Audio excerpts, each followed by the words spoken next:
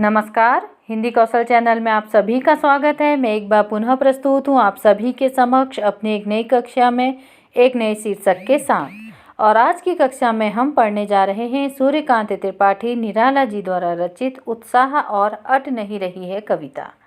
तो हमेशा की तरह आज की कक्षा की शुरुआत भी हम करेंगे कविता पाठ से।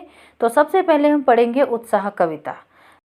तो आइए आज की कक्षा की शुरुआत करते हैं उत्साह कविता के प्रथम पद्यांश से और पढ़ते हैं पहला पद्यांश। बादल गरजो घेर घेर घोर गगन धराधर ओ, ललित ललित काले घुंघराले बाल कल्पना कैसे पाले, विद्युत छवि उर्मे कवि नव जीवन वाले, वज्र छिपा नूतन कविता फिर भर दो बादल गरजो। बहुत ही सुंदर कविता है। यह उत्साह एक आह्वान गीत है। तो इससे पहले कि हम इस कविता का भावार्थ जानें, आइए एक दृष्टि डालते हैं इसके शब्दार्थ पे। शब्दार्थ इस प्रकार से हैं: गगन अर्थात आकाश, धराधर अर्थात बादल, उर्मे हृदय में, विद्युत बिजली, नूतन नई। शब्दार्थ के बाद आगे बढ़ेंगे और जानेंगे इस पद्यांश का प्रसंग। प्रस्तुत पद्यांश में कवि ने आकाश में छाए काले बादलों का वर्णन किया है। प्रसंग के बाद अब बारी आती है भावार्थ की। तो भावार्थ इस प्रकार से है: बादल गरजो। जैसा कि मैंने अभी बताया कि उत्साह एक आह्वान गीत है जिसमें कवि बादलों को संबोधित करते हुए बादलों का आह्वान कर रहा है। तो कवि कहते हैं, बादल गरजो, हे बादल तुम गरजो, घेर घेर घोर गगन धराधर ओ। धराधर अर्थात बादल। तो कवि कहते हैं कि हे बादल तुम गरजो, घेर घेर अर्थात गरज गरज कर, घुमड़ घुमड़ कर तुम पूरे आकाश को घेर लो, पूरे आकाश में छा जाओ। ललित ललित काले घुंघराले, नए नए सुंदर सुंदर काले घुंघराले बादल, बाल कल्पना कैसे पाले, बालकों की विचित्र कल्पना कैसे कोमल बादल, विद्युत छवि उर्मे कवि नवजीवन वाले।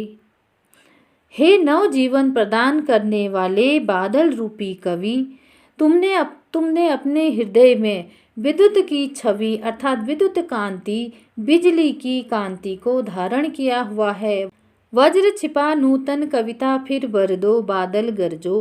अपने हृदय में वज्र के समान भीषण गर्जना छिपाकर रखने वाले हे कवि रूपी बादल, एक नई कविता रच दो। अर्थात अपनी भीषण गर्जना से जनमानस में एक नई चेतना का संचार कर दो। कवि कहते हैं कि हे बादल तुम गरजो। अर्थात यहाँ पर कवि बादल का गरजने के लिए आह्वान करता है और कहता है कि हे बादल तुम गरजो। इसके बाद अब हम आगे बढ़ेंगे और जानेंगे इस कविता का भाव सौंदर्य। कवि ने बादलों का मानवीकरण करते हुए उनकी गर्जना का वर्णन किया है। जहाँ एक और कवि ने बादलों को कोमल व घुंघराले कहकर उसका सौंदर्यात्मक वर्णन किया है, वहीं दूसरी ओर जन जन को नवजीवन प्रदान करने वाले कहकर बादल का वास्तविक वर्णन भी किया है तथा साथ ही जनमानस में नवचेतना का संचार करने का संदेश भी दिया है। तो यह तो था इस कविता का भाव सौंदर्य। भाव सौंदर्य के बाद बारी आती है शिल्प सौंदर्य की। शिल्प सौंदर्य इस प्रकार से है: बादलों का मानवीकरण किया गया है, अतः यहाँ मानवीकरण अलंकार है। घेर घेर घोर, ललित ललित काले घुंघराले में अनुप्रास अलंकार है। घेर घेर ललित ललित में पुनरुक्ति प्रकाश अलंकार है। पद्यांश में छायावादी शैली के दर्शन होते हैं। तो यहीं पर हमारा उत्साह कविता का पहला पद्यांश समाप्त होता है। अब हम इसके आगे बढ़ेंगे कविता के दूसरे पद्यांश की ओर। तो सबसे पहले कविता का दूसरा पद्यांश पढ़ते हैं। विकल विकल उन्मन थे उन्मन, विश्व के निदाद के सकल जन, आए अज्ञात दिशा से अनंत के घन, तप्त धरा जल से फिर शीतल कर दो बादल गरजो। तो यह तो था उत्साह कविता का दूसरा पद्यांश। तो सबसे पहले जानेंगे इस पद्यांश के मध्य है शब्दार्थ। विकल व्याकुल, उन्मन अनमने, निदाद गर्मी, अनंत अंतहीन, घन बादल, तप्त गर्मी या फिर तपी हुई। शब्दार्थ के बाद आगे बढ़ेंगे प्रसंग की ओर। इन पंक्तियों में कवि ने बादलों को संबोधित करते हुए बरसने को कहा है। प्रसंग के बाद अब आगे बढ़ेंगे पद्यांश के सबसे महत्वपूर्ण अंग अर्थात भावार्थ की ओर। तो भावार्थ इस प्रकार से है, विकल विकल उन मन थे उन मन। आगे कवि कहते हैं कि संसार के सभी लोग गर्मी के कारण अत्यधिक व्याकुल हैं, अनमने से हैं। विश्व के निदाद के सकल जन और संसार के समस्त जन गर्मी के कारण व्याकुल हैं, अनमनी सी स्थिति प्रतीत हो रही है। आए अज्ञात दिशा से अनंत के घन, हे विश्व की गर्मी को दूर करने वाले, शांत करने वाले, हे अनंत बादलों, तुम अज्ञात दिशा से आए हुए हो, तप्त धरा जल से फिर शीतल कर दो। हे बादल, गर्मी के कारण तप रही इस धरा को तुम जल बरसाकर पुनः शीतल कर दो। बादल गरजो, हे बादल तुम गरजो। यहाँ पर एक प्रतीकार्थ भी है इस पद्यांश का, जहाँ पर कवि ने एक नव चेतना का संचार करने का संदेश दिया है। कवि कहते हैं यहाँ पर तपती धरा से तात्पर्य है, या यूँ कहना चाहिए कि तपती धरा का प्रतीकार्थ है कि संसार में वैचारिक मतभेद के कारण एक अनमनी सी स्थिति बनी हुई है और समाज में वैचारिक मतभेदों से अनेक प्रकार की क्रांतियों का वातावरण बना हुआ है।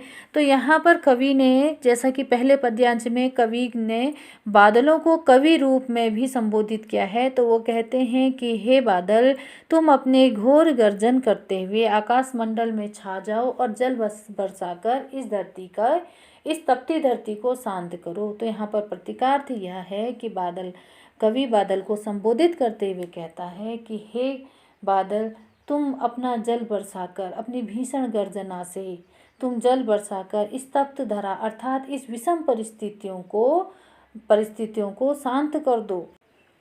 एक कवि के रूप में तुम साहित्य की रचना करते हुए इस धरती में हो रही वैचारिक मतभेद को समाप्त कर दो। तो इसी के साथ यहाँ पर इस पद्यांश का भावार्थ समाप्त होता है। अब हम आगे बढ़ेंगे और पढ़ेंगे भाव सौंदर्य। भाव सौंदर्य इस प्रकार से है कि कवि को बादल विश्व की गर्मी दूर करने वाले, बरसने को व्याकुल, अज्ञात दिशा से आए हुए लगते हैं, इसलिए कवि बादलों से तपती धरा को शांत व शीतल करने को कह रहा है। तथा साथ ही साथ यहाँ कवि अपनी रचना के माध्यम से पाठकों को संदेश देना चाहता है कि यह धरा वैचारिक मतभेदों से व्यथित है। अर्थात यहाँ पर कवि पाठकों को प्रेरित करते हुए धरा को शांत करने की बात कह रहे हैं। भाव सौंदर्य के बाद अब आगे बढ़ेंगे शिल्प सौंदर्य की ओर। शिल्प सौंदर्य इस प्रकार से है, पद्यांश में सुसंगठित शब्दों का प्रयोग किया गया है, भाषा परिष्कृत व परिमार्जित है। पद्यांश में मानवीकरण व अनुप्रास अलंकार है, विकल विकल में पुनरुक्ति प्रकाश अलंकार है, कविता में छायावाद का प्रभाव द्रष्टव्य होता है। तो इसी के साथ यहाँ पर उत्साह कविता के दोनों पद्यांश समाप्त होते हैं। अब हम आगे बढ़ेंगे निराला जी द्वारा रचित दूसरी कविता अर्थात अट नहीं रही है की ओर। तो सबसे पहले हम कविता पाठ करेंगे।